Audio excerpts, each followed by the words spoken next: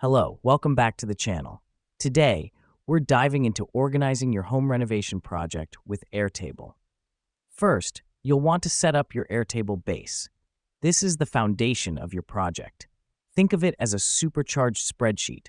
The reason we start here is because it's where you'll store, manage, and track all the data related to your renovation.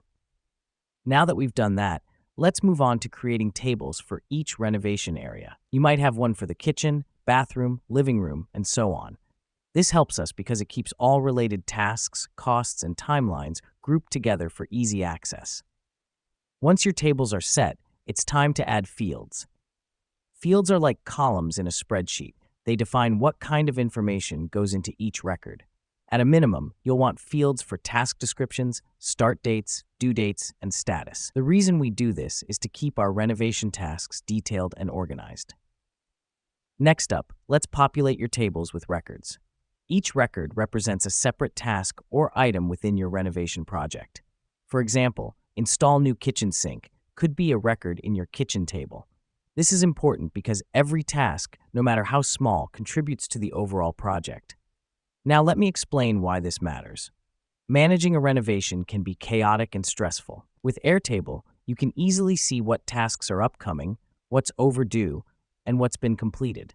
Plus, you can link records together, so if you're waiting on a sink delivery before installation, you can link those records and see the relationship at a glance. The final step is to use Airtable's Views feature. This allows you to view your data in different formats, like a calendar or Kanban board, making it easier to visualize your project's progression. Here's what's happening behind the scenes when you use Views. You're taking the raw data and translating it into a format that makes sense for you. That's it. You've just organized your home renovation project with Airtable. Remember, the key is to keep your base updated as your project progresses.